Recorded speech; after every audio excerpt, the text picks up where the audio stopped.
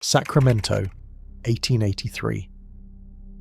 The world's largest locomotive could barely make steam, and it failed the moment it faced a hill. Nearly 60 years later, its problem, an undersized firebox, was solved by a design 4 times larger, unleashing unheard-of power. How did one fatal flaw haunt American engineers for generations, and how did a new team finally solve it so spectacularly? The answer reveals the engineering leap that changed railroad history forever. El Gobernador's designers faced a challenge that would haunt steam locomotive builders for decades: how to feed enough fire into an engine meant to haul the heaviest trains of its era.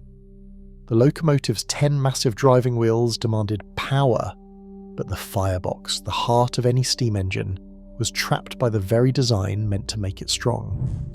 With no trailing truck to support the rear, the firebox could be no wider than the space between the driving wheels. That meant just 42 inches across, and a total grate area of only 42 square feet. A household kitchen table covers about the same space. Steam engines rely on burning coal or wood across the firebox grate. The larger the grate, the more fuel can burn at once and the more heat gets transferred into the boiler water above. But squeezed between the drivers, El Gobernador's firebox was starved for space. Even with the firemen working furiously, shoveling coal as fast as humanly possible, there was simply not enough burning surface to generate the steam needed. The locomotive's huge cylinders, designed for power, gulped steam faster than the firebox could supply. On level ground, the engine limped along. Faced with a hill, the pressure dropped, the wheels slowed, and the train stalled. The numbers tell the story. 42 square feet of grate area, but nearly 2,000 square feet of heating surface to fill. The engine was built to pull mountains, but its firebox was built for a much smaller machine. No matter how hard the crew worked, the laws of physics set a limit. Until engineers found a way to break the firebox free from its narrow cage, the dream of a truly powerful mountain locomotive would remain out of reach. Otto Jabelmann, Union Pacific's Chief of Research and Mechanical Standards, faced the same basic problem that defeated El Gobernador's builders: how to create a locomotive powerful enough to conquer the steep grades east of Ogden. Jabelmann approached the challenge with a slide rule and a new understanding of what heavy freight demanded. His calculations started with a hard number. To haul 3,600 tons up the Wasatch Grade without help, the locomotive needed at least 135,000 pounds of tractive effort. That was not just a guess. It was the minimum required to keep a 100-car freight train moving up a 1.14% incline, mile after mile. To generate that force without spinning the wheels, Jabelmann's team determined the locomotive would need 540,000 pounds pressing down on its drivers, far more than any engine before. The only way to spread that much weight was 16 driving wheels arranged in 2 sets of 8. But raw power meant nothing without a firebox big enough to feed the hungry boiler. Here Jabelmann broke the old rules. Instead of squeezing the firebox between the drivers, he placed a 4-wheel trailing truck under the rear, letting the firebox stretch out to 235 inches long and 96 inches wide.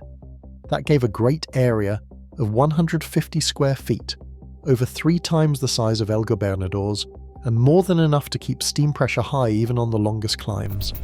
To guide all this mass through twisting mountain curves, the big boy used an articulated frame, allowing the front engine to pivot independently of the rear.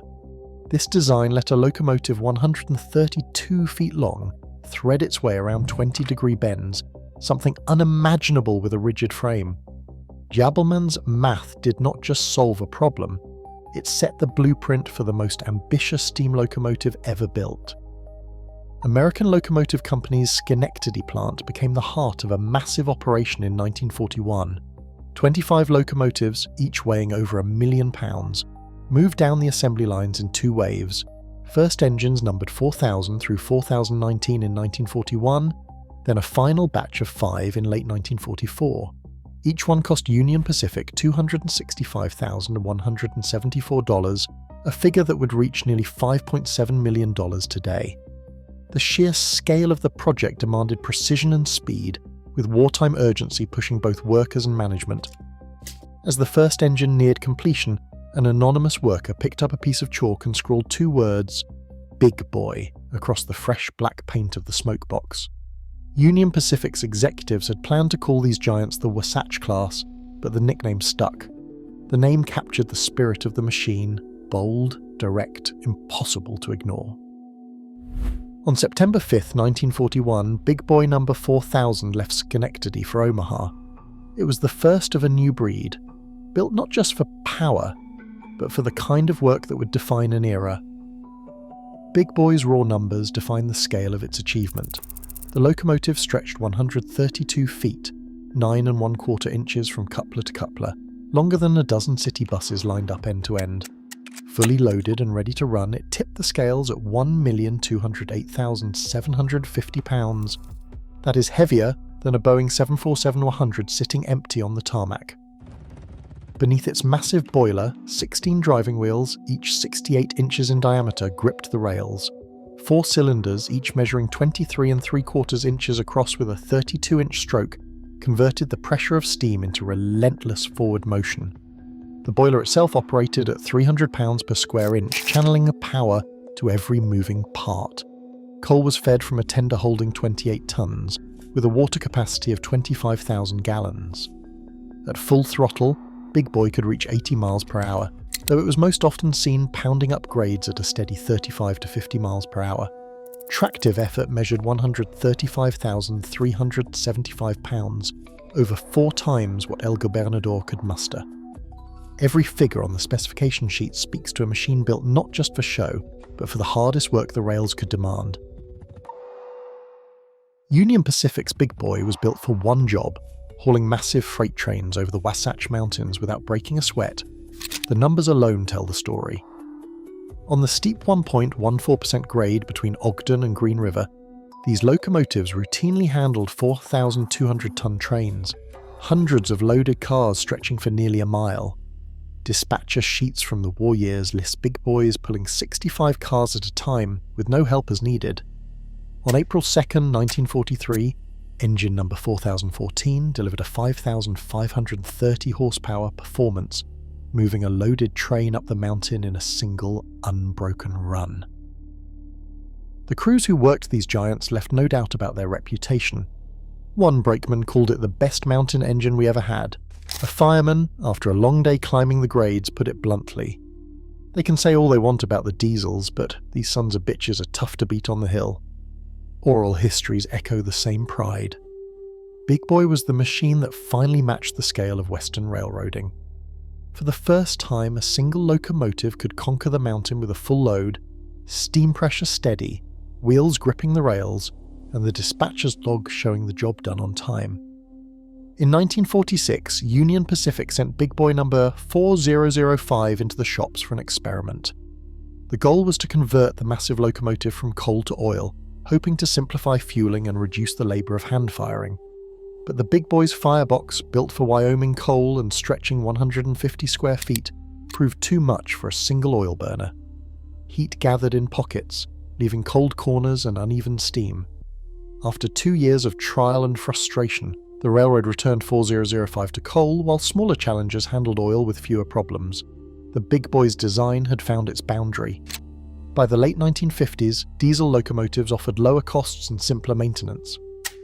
On July 21, 1959, Engine 4014 made its final revenue run, closing out a working life that covered 1,031,205 miles. Over the next 3 years, every Big Boy was retired. 17 met the torch, but 8 survived, 4014 among them, put on display in Pomona, California, where it sat for 51 years, shielded by the dry Southern California air. Then in December 2012, Union Pacific announced an audacious plan to bring a Big Boy back to life. Over 11 days in 2014, 4014 travelled 1,250 miles to Cheyenne to Wyoming. Crews stripped the locomotive to its frame, fitted new tyres, and installed a modern oil system, this time with technology up to the task. The restoration cost nearly $4 million. On May 1, 2019, 4014 rolled under its own power for the first time in 6 decades, reclaiming its place as the world's largest operating steam locomotive. The return had been achieved, and the Big Boy was back. Today, big boy number 4014 runs on modern rails, a living reminder that engineering limits are only temporary. As technology evolves, yesterday's impossibilities become today's achievements. The real test is not building bigger machines, it is daring to solve the problems that stopped us before. Thank you for watching.